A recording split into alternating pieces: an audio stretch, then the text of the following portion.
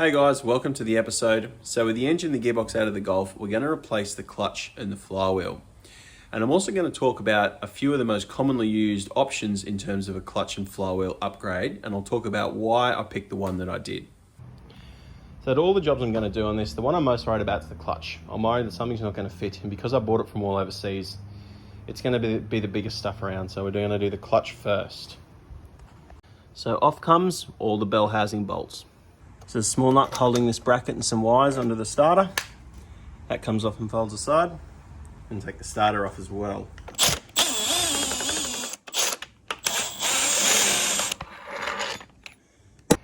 No doubt we're working on a Volkswagen. Every bell housing bolt's completely different. Alrighty, with everything free, I think we can get this gearbox off. Got to get this little cover off. Look at that.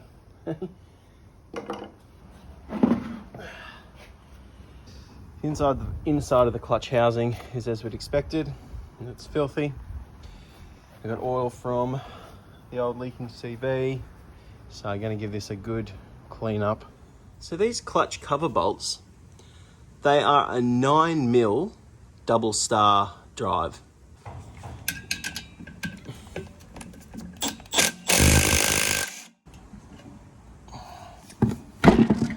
Yeah, not much left on it. Not much left on it at all. Signs of slip too. Hot spots.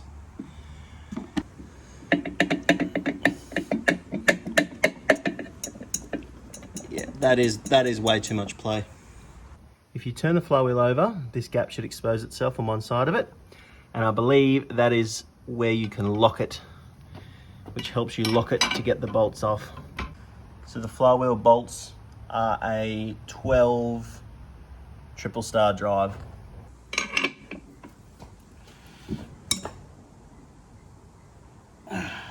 Easy.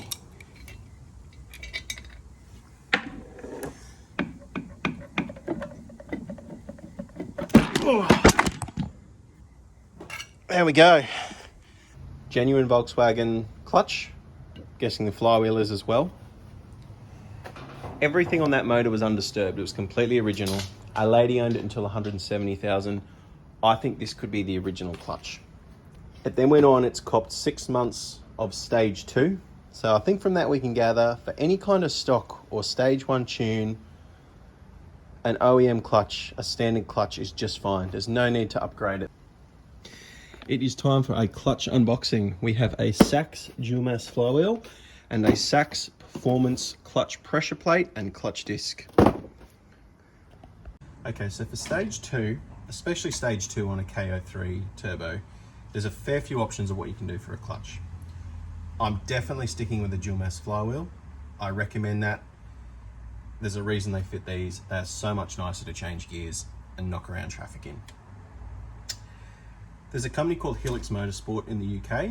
Every review of their clutch system is really good. They do their own dual mass flywheel, they do their own pressure plate and clutch. Really good reviews. I think that's a great option if you're in the UK. Thing though is you have to get the flywheel shipped anywhere else in the world if you are. And all up was going to be about $2,400. So that sort of rule that as an option. Another option that I really like is to use an OEM dual mass flywheel, use an OEM clutch disc. You could use a performance disc like this, but use an OEM disc, but instead use an Audi TT-RS pressure plate. It's an OEM part, but it's got a much higher clamping pressure. From what I've read, the clutch feel is factory, the engagement's really good, and it holds plenty of power. The downside is you can't buy just the pressure plate, the TT-RS pressure plate, you've got to buy the TT-RS clutch as well. So again, that works out to be about $2,000 even if you are overseas. So as I said, I'm upgrading to just a SACHS standard dual mass flywheel, but I have a SACHS performance clutch disc and clutch pressure plate. I went for this option for a few reasons, because firstly, I was able to source the dual mass flywheel locally. I got it off Spares Box for like 800 bucks. This came from Regal Motorsport in the UK, and shipped to Australia is about 700 bucks. So, you know, it's $1,000 cheaper than some of the other options. Also, it's all the same brand. It's meant to be used together. You're not mixing and matching parts. I really like that. When they tested all these bits, they tested them with each other. So I think this is going to be the most reliable option. To be honest, it's probably overkill. This is what you would put in a pretty powerful KO4 powered car. So it will hold what I'm planning to do with it just fine. So while it's all apart, you'd be foolish not to do these other couple of things. First is a new slave cylinder. I went with the SACHS one, same as the rest of the clutch. It's only about 90 bucks. Really worthwhile doing. The rear mainsail in these cars, the one in there is a plastic one. They're a known failure point. There was some sort of a recall done on them and they updated them to this metal casing one. So that's going to go in. Only complaint about this clutch is it didn't come with pressure plate bolts. So I've bought some genuine ones of those as well. The flywheel, it came with its own set of bolts. Okay, rear main. So we've got 6 10mm bolts. Easy to miss, I almost did, but there's another 2 down here in the bottom.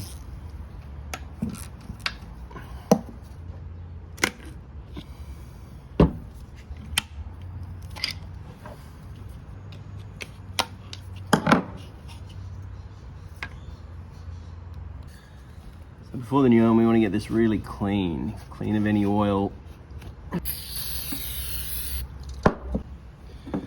So I've cleaned everything exceptionally well with brake clean. Now I'm just going to put a tiny smear of grease around here, just so it's not starting totally dry. I'm also going to put an ever so slight smear of Loctite on the base here where it mates up to that flange. Okay, just like that. And where the rubber seal is. This plastic thing in the middle, that acts as a guide.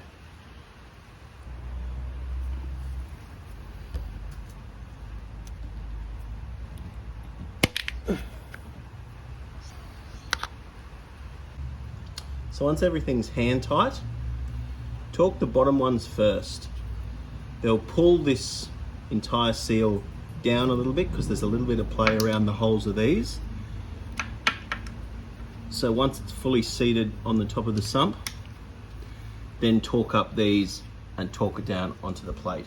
It's absolutely pouring outside still, but we're going to fit this now. We're going to fit the new flywheel. It comes with a bit of grease, so just apply a little bit.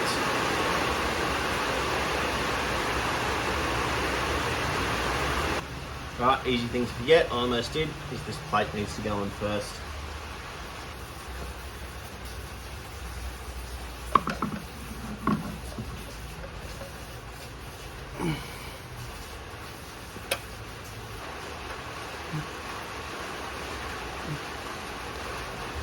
Right, I was really worried the bolt holes weren't lining up there, but there is a special order to them. Keep rotating it and they will line up. Geez, I was worried there.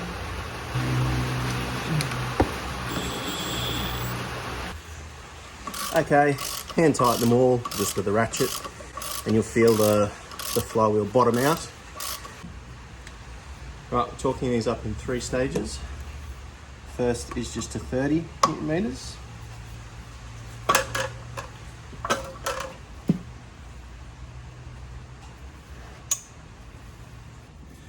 Next up we're doing 60 Newton meters or 45 foot-pounds.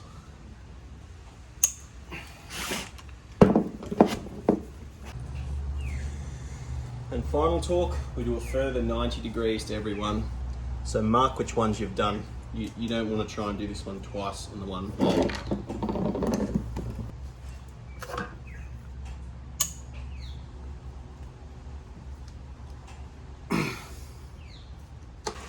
Okay, next up is our new clutch and pressure plate.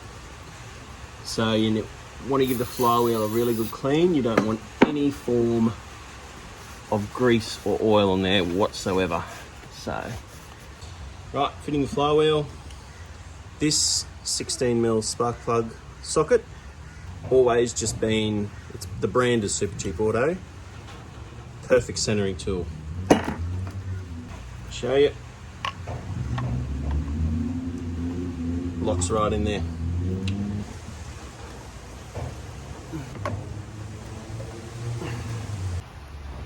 Well, we're ready to fit the bolts. There's 6 of them all up. We're applying a little bit of thread locker to each one. Putting a bit of pressure on this so the end of this socket is centering in the spigot bearing. It'll be holding that clutch perfectly in the middle. Now we can nip everything up. All done.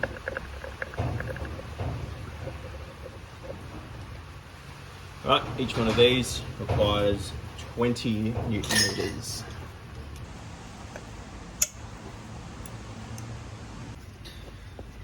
Flywheel and clutch fitted.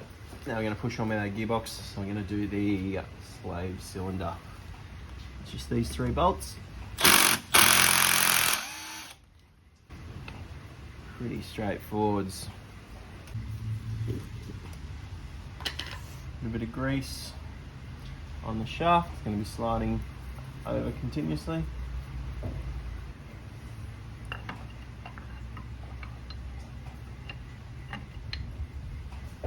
And we'll put that cap back on so nothing gets in there in the meantime. For those 3 bolts, I'm going to put a bit of thread locker on all of them.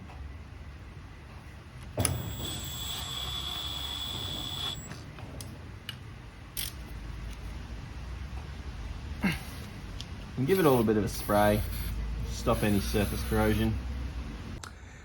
I didn't film it, but I've slid the box back on. Went on just fine, didn't have to remove any of these. So whether you pull the engine or the gearbox to actually change the clutch, the next step you need everything back in the car and bolted together. We did that in the last episode, so I'm going to get stuck into it now. So one of the last jobs we're going to be doing on this is bleeding the clutch now, because we've drained all the fluid out of it, replacing the slave cylinder. Now the bleeder port is all the way down here. There's a little rubber cap, just pop off. Like that. And you need to use a good brake fluid. All European cars, they want proper .4 and ideally a good one. So to do this, a bleeder is really useful. You can do it with just a clear bit of hose sucking through it, but it is really useful. I'm not sure why these have always been a bit of a pain to bleed. So a couple of tips. Firstly, instead of putting your hose onto the top of the bleed nipple, pull the clutch line actually out of that T-piece and put it onto the end of there. So the reason being is that this bleed nipple, couple of turns, you back it off a couple of turns, it's loose. It opens up a gap between the side of the thread and the boss that it screws into. As you're sucking through this, it's actually pulling air through there, and it looks like you've still got bubbles, but you don't. So a combination of probably 20-25 pumps of the pedal and pulling through with this, you can see we've got our level of clutch fluid there. So after the T-piece is clipped back together, give the pedal a few pumps. It will still be soft because there's still air past this T-piece and down into the slave cylinder. So after a few pumps, you should be able to back this off, and you'll see there's air at the top here again because it's bubbling. Now we've got a steady stream. Back in the car. Yep, it's got a bit of, it's a bit stiff now, it's getting there. I'm slacking this off once more. Yep, still bubbles. A few more bubbles. Looking good there. All right, here we go. Nearly there, a little bit of air in it. This should be the last one, I hope.